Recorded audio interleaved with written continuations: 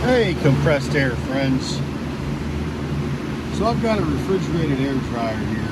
It's not doing so good. Kicking out on fan fault. Generally after running for 15-20 minutes or so. Come over here. So we've got our main fan there. Secondary fan down there. Both of these fans actually do kick on. When that main fan comes on, it runs at about half speed and makes a little bit of noise. So pretty certain that motor's shot. I blocked off the condenser to force the machine to kick the secondary fan on. And when it kicks the secondary fan on, it runs at full speed, but holy moly, does it ever make a noise. So, I need two fans for sure. And if I'm going to replace fans, I'm damn sure going to replace my fan contactors and my fan overload. Now, here's where this story gets interesting. I'm not going to name the OEM of this dryer. But let's just say I wouldn't buy a glass of water from the distributor for this OEM if I was dying of thirst. The OEM actually is fine. I have no problem with them, but yeah.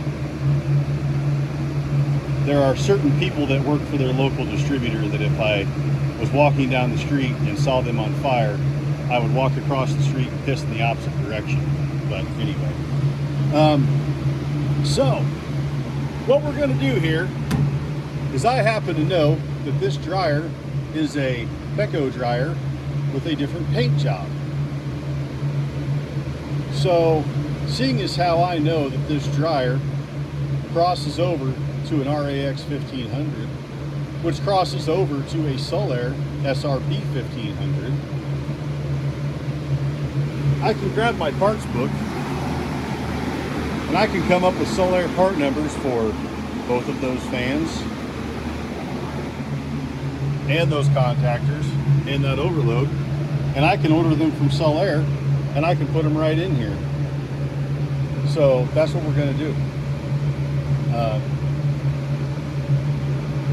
Sometimes you may find yourself in a situation where maybe you're not holding a grudge like me, which is, I know, extremely unhealthy and not really like me, but you know, it's one of those things where yeah, I'm not going to go into the whole story, but yeah, it is what it is.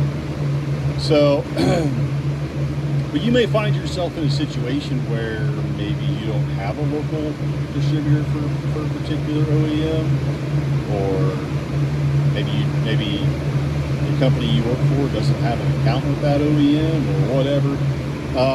So it's helpful to know who makes everybody's stuff and how you can swap it over. I could honestly go direct to Beko for these parts because we are a Beko distributor as well. The problem you're going to run into there is that Beko does not give you part numbers in their parts books. You have to call them and give them the serial number of the machine. And if I call them and give them the serial number of this machine, they're going to say, we can't sell you parts for that machine. You have to go back to the distributor for that OEM, which we're not going to do. Hence, we're going to buy the stuff from Sullair.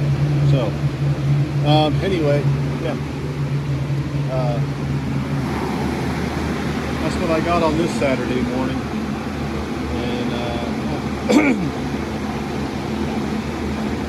one of the incredibly surprising things that you find out once you start peeling the layers back in the compressed air industry is when it comes to ancillary products, very few, and I mean very few OEMs actually make their own stuff.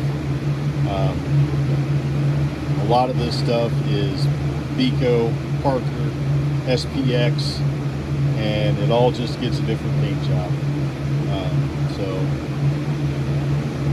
sometimes it's helpful to know where to go to get that kind of stuff. Anyway, that's what I got, friends. See ya.